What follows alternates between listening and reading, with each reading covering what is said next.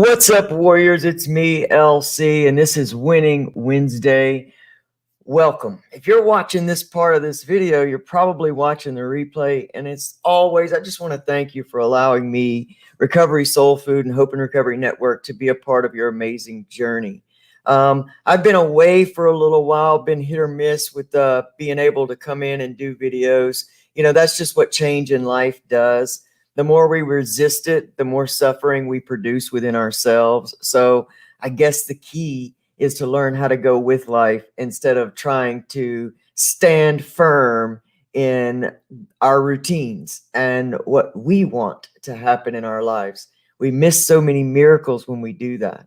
So in this Winning Wednesday video today, I want to talk about that. I also want to talk about the importance of developing a warrior mindset, especially in the first part of recovery. You know, in active addiction, regardless of what the addiction is, in active addiction, we often feel like we have no power, that we have no willpower, that everything controls us. And so getting a hold of and developing that warrior mindset in the beginning, realizing how strong and powerful we are, fighting for the best of us is vital. And as we grow through those mindsets and in recovery and in healing, it is then that we evolve into a more peaceful mindset. And we have to learn how to gracefully let go of those things that we heal from. So many times we get used to being in constant resistance and struggle that our bodies and our minds, our nervous systems just wig out whenever we try to move into a more peaceful mindset. And so we want to learn how to move past. While developing a warrior mindset, we want to also learn how to move into peace. And we get caught sometimes in that imposter syndrome when we're in the middle of that place because we feel like we're supposed to be one or the other. And I'm learning in my own life that nothing is black or white, and that we are always constantly meant to be evolving and growing past who we were yesterday into who we will be tomorrow, and the cycle continues. And so it's Winning Wednesday, y'all. And I'm LC, and I'm grateful as always to be here. So if you guys are ready, then I'm ready. So let's go.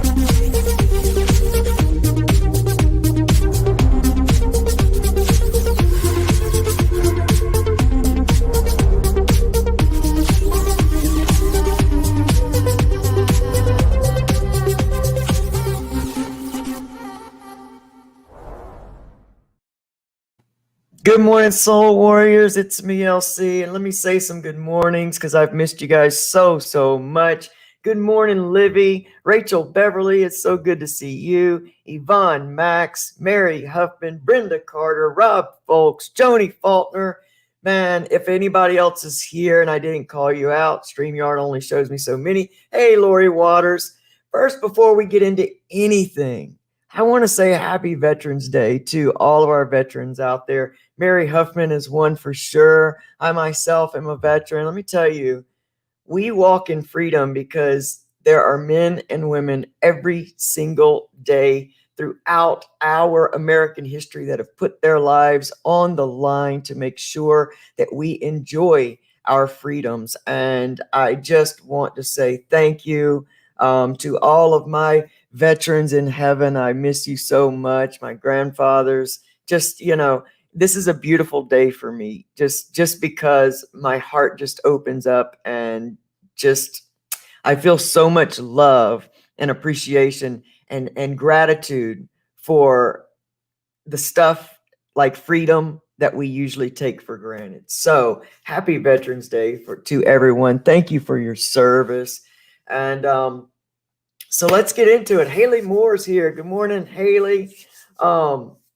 Somebody else showed up while I was running my mouth, but I'll see you guys later. So, you know, let's get into it. I was thinking about A few days ago, I've been thinking about writing a process for people, especially in MAT recovery, because there's not a process for people that find freedom in MAT recovery, and plus our programs and systems aren't really telling people how to become free or how to develop a warrior recovery mindset. In fact, a lot of our programs are keeping people locked into an addictive mindset because they're not really teaching people how to use the medicine versus having the medicine use them.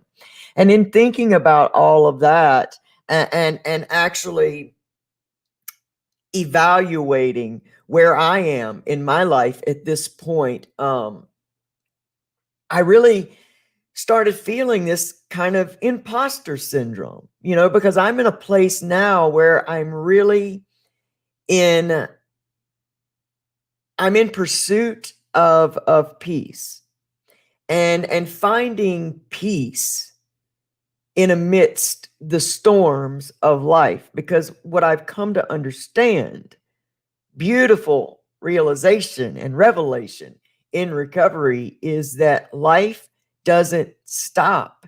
And we create suffering within ourselves when we expect life to stop being life. That perspective gets us in massive amounts of suffering and trouble. It's kind of like that same old perspective when we're coming into recovery, that we think life is supposed to get easier when we stop using drugs and alcohol. But that's just the perspective. And many times that throws a lot of us back into relapse when we step over to the other side and life just keeps coming. Really, we have to learn to see our addiction as a coping mechanism, because that's mostly what it was used for. So life doesn't change. And it's our perspectives about things, as we talk about here so much, that creates or alleviates suffering in our lives. And it's the same perception about change and life that will lead us into a place of peace, in becoming strong, in becoming, our own foundation, having us build those strong foundations within us. That is more important than us trying to stop life. I'm here on the water, and so I get to see water so much, just happen and just be. And I watch it every morning. And this morning I was watching how, water never struggles to come into the shore, and nor does it struggle when it moves back out. But the thing I can count on is that it is going to come in and it's going to come out. It's going to go out. And that's the same with life. Winter always comes. Summer always comes. Spring always comes. It's a uniformed kind of cycle in life. And therefore, what we have to understand is that we're always going to have things that are not maybe what we believe we wanted to come into our lives. And how can we gain the most knowledge and peace from those happenings in our lives? Not by trying to resist them, but by allowing them to come in, move through us, and move back out. It goes with the term, this too shall pass.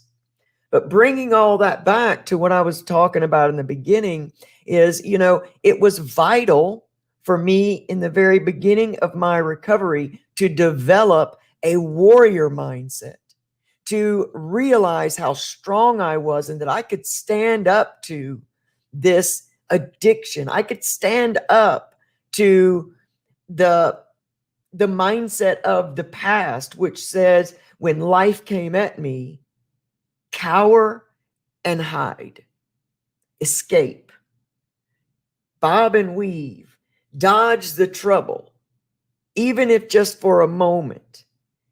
And doing that over however long your addiction is in present for develops a mindset within us that says, I'm not strong enough to face that. I don't have the skills to face that. I would just rather not. And we have to begin in the beginnings of recovery to realize how strong we are and that we can fight those old coping skills. And in the midst of doing that, we can learn new ones. Because I am in the belief that rather than spending my time and energy fighting against those old coping skills, I have found it more beneficial to me to learn new ones. And the old ones really start to fall away when you learn new things in place of it. But as I move from that warrior mindset into a more peace-driven life, there was a moment in there that I started thinking, well, wait, is this like some kind of imposter syndrome? What's the deal here? You know, I've talked for this amount of time, for 3 years, to people about being warriors and having that fight mentality to erase the flight part and get into the fight. Am I wrong for that? And I quickly felt in my spirit, absolutely not.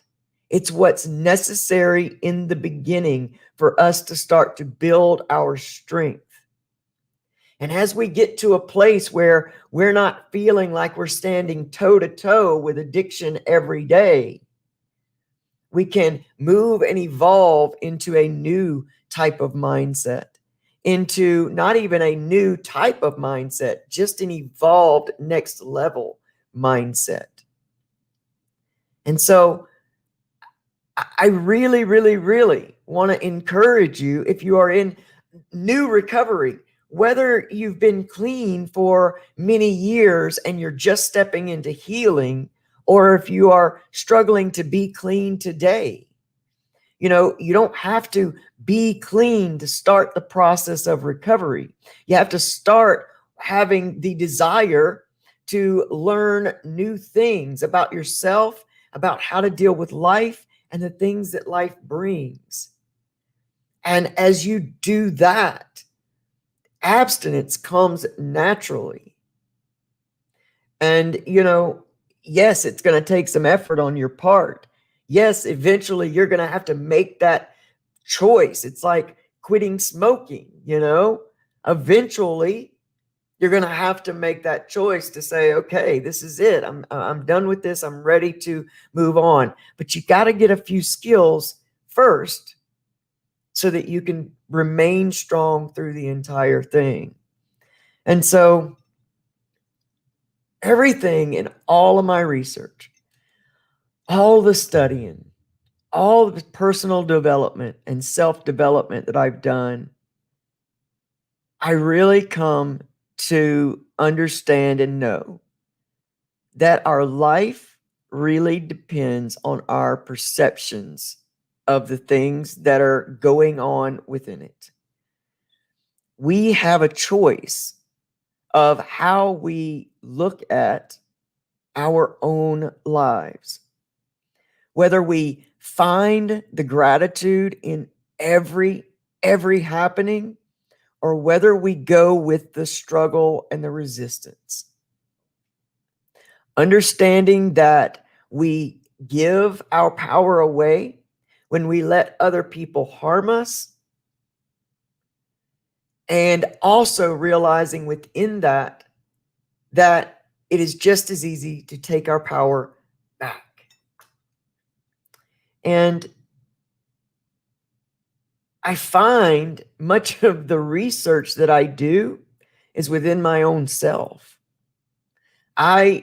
You guys know this about my story, when you know, my son left and I thought that, you know, I had it all together, and then my son left, and before I was ready for him to leave, and he left in this argument, and, you know, all of these terrible things, these hurtful things, I made that commitment to never waste any pain.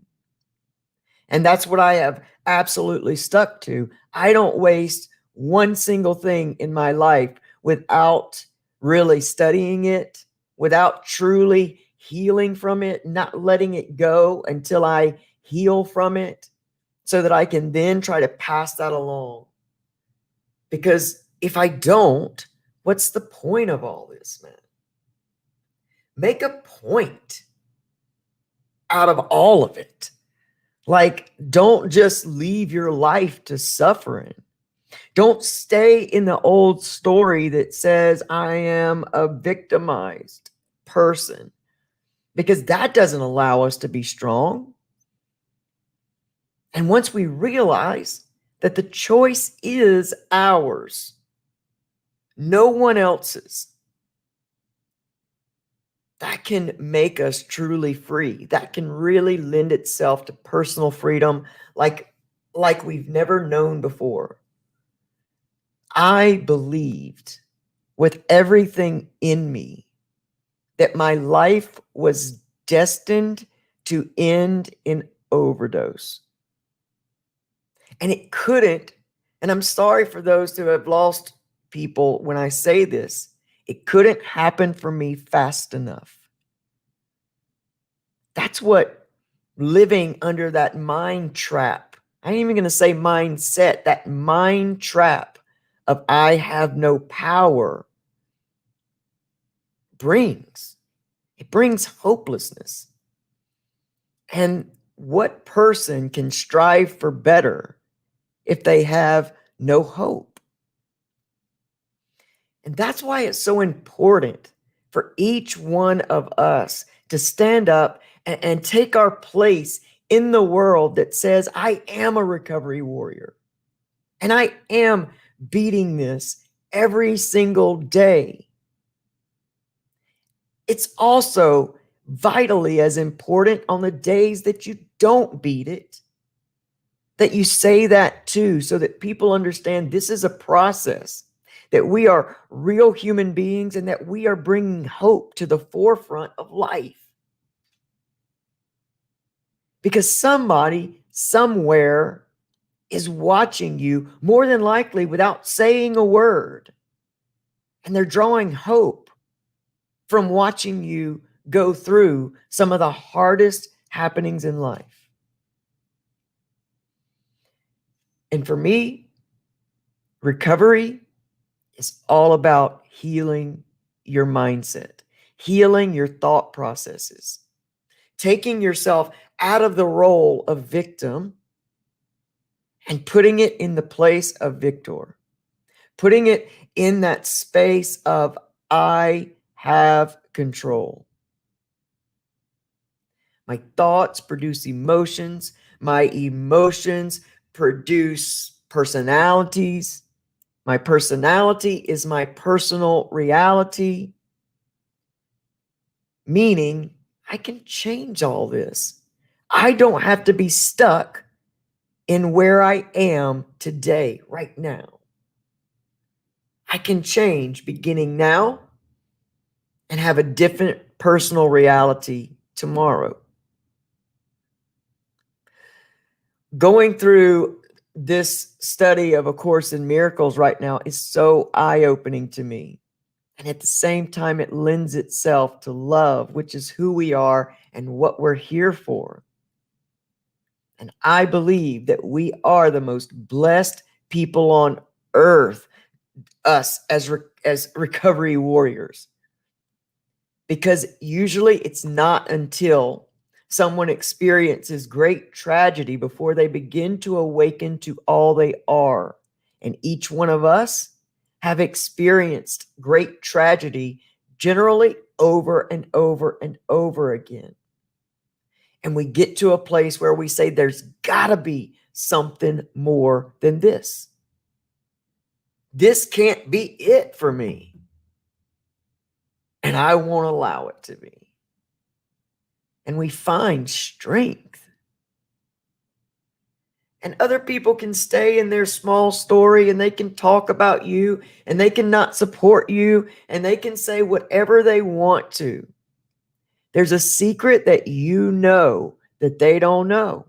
And that secret is they can't hurt you unless you somehow believe what they're saying. That's why we get offended.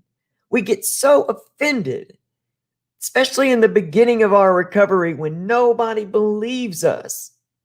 And it's because there's a part of us that is siding with their non-belief in us. When you know that you know that you know that you're done, you don't have to fight them to believe you. You just live it. And you allow time to make them swallow their words in the future. I mean, I can't think of one family member that I have that ever thought that they would see me at 46 years old be working into 8 years of recovery and full recovery, not back and forth, but full recovery. I mean, I can survey all of them, and none of them would believe that this was going to happen. Not because they're bad people, but because they only knew how to look at the actions that I was given. I can't blame them for that, and I surely can't blame them for not believing me in the beginning. But I didn't roll through my family with a big flag that says, hey, I'm getting clean. I let my life speak for itself. And it does every day. And whether they believe it or not, it's not important to me. What's important is the fact that I live with my values, that I love who I am today. And every day of my life, I love myself a little bit more.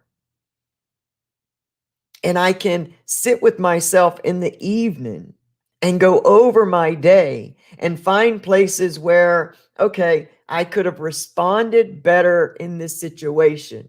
I can study that situation and find out what offended within me. Why did that particular statement or action offend me? Where is the breakdown in my own belief system? Not why are they such a bad person? Because I don't believe there are toxic people. There's just toxic behavior. We're all created from love, and we're all on our way back to that.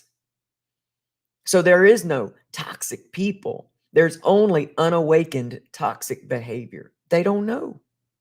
They don't know. And they're not in touch with who they are. So they stab outward because they're hurting inside. They stab at you or other people or someone else because they don't know how to escape their own small story. And when we're able to look at other people in that light, doesn't it take their evil face away? Don't you see them as just small children struggling to survive, afraid, needing to be loved? That's what I'm seeing. And I'll tell you, it really, really helps me move through life in love and healing. You know, I don't have perfect family relationships. I don't have perfect spousal relationship. I don't have a perfect internal relationship. But I know that I'm moving continuously towards the evolution of love. And how much power does it give you when you understand that people cannot hurt me unless I allow them to? And that in some way, shape, or form, whoever is in my existence and whatever is in this happening right now is actually here and can help me grow closer to me, my authentic self, who I really am. Because I don't know about y'all, and a lot of you don't have the same past history as I do. But let's just talk about, the addiction part. We don't know who we truly are. We believe that we are our addiction. We believe we are our trauma, which gives us that label of victim. But we don't really know who we are. And in a recovery process, we're basically, like Martin John Garcia says, recovering to self. We're recovering to ourselves. Who am I? And when we separate ourselves from those happenings and realize that I'm not my coping skill. And when we realize that we're not evil, awful people, weak people for reaching out to that substance, that habit, that person for relief from pain we had no idea how to process, we can also release ourselves from that. I guess the point of this Winning Wednesday talk is to release yourself from the guilt and burden of where you've been, what you've done, and how you've chosen to cope. You had to survive, and you did. You got to thank that part of you for helping you survive until today. Thank it and let it go gracefully. Don't try to shut it out or fight that side of you. Tell it you've done your job. I'll take it from here. Don't be afraid to heal. Don't be afraid to create a new comfort zone. Because what makes us uncomfortable now is just because it doesn't line up with our old comfort zone. Make change your friend. Make change comfortable. Make healing comfortable.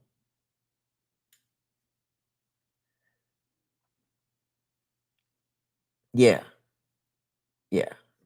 That's what I say. All right, man. Thanks so much, y'all, for being here with me. Hey, Big Tone, my Tony Tone. Yeah, man. I'm hoping to come to town tomorrow, so I was going to stop by. Livy, oh, I appreciate that, Livy. All of you are great inspirations to me. Let me tell you something. You guys, every day you show up and listen to the content that I bring you, and I bring you like raw heart, get in there and heal content. That's not for everybody. You know what I mean? Like not everybody wants to really get down under the surface and heal. And so for each one of you that shows up here every time I'm on and watches this content and really puts it into practice in your life, you inspire me, because this is not for the faint of heart. Like this ain't for somebody who just wants to surface over and not go deep. We go deep here. This is why it's recovery soul food, man. Like we want to go deep because we're finding out who we are authentically and moving through this world and through our lives stable, stable human beings that aren't thrown, here and there, that we are walking through the storms and knowing who we are. And to me, that's a beautiful benefit. Amazing. So all of you guys, all of you really inspire me as well. And I appreciate you guys saying that I inspire you. That's amazing. But you all really inspire me. And that's why I show up here and do this stuff. And I share these things with you. It's not easy getting vulnerable. Trust me when I tell you it's not. But it's necessary for me to live the life that I strive to live. Vulnerability is key. We can't lead, we can't love without getting vulnerable. And so it's the key to life, the key to a good life. Oh, hey, my amazing cousin / nephew. Yeah, we got a funny family there. Hunter's here. I love you, buddy. Thank you so much. I love you so much. And everything's going to be okay, man. Brenda Carter, thank you so much. Alicia Lee, love you, chick. Thank you so much. Haley, Pray for you and your family. Tammy P in the house. And I always say Tammy P because I would butcher her last name. But that's she is an amazing inspiration for me. Tammy P, sis, I love you. I love you, love you. JD in the house. All right, everybody. Hey, Julie, good to see you. Rachel, Mary, Lori, Bonnie, everybody, have an amazing winning Wednesday, man. And just remember that you can because you choose to, and that all life is up to you. It's a choice. So choose gratitude today. Choose love today. Choose healing. Choose recovery. And I will see you guys hopefully Friday. But hey, y'all, please respond to that survey that Mary put up about which day. I want to be able to give you at least one solid day a week. So you guys, please decide whether you need Monday, Wednesday, or Friday, whatever is best for all of you. Please respond to that, to Mary. Let Mary know. Mary will let me know. You guys make a decision. I'll go with the most votes on whatever day, and that'll be the day that I show up no matter what. So you guys have an amazing day, and I shall see you soon. I love you. Peace.